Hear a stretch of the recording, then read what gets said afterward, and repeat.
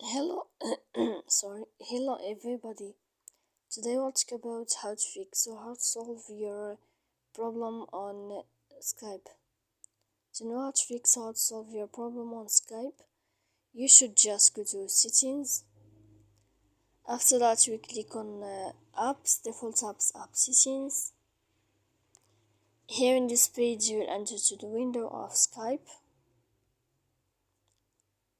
When you find this page of app info, you will click on first stop and you will click OK. Then we'll enter to storage. Here we click clear cache.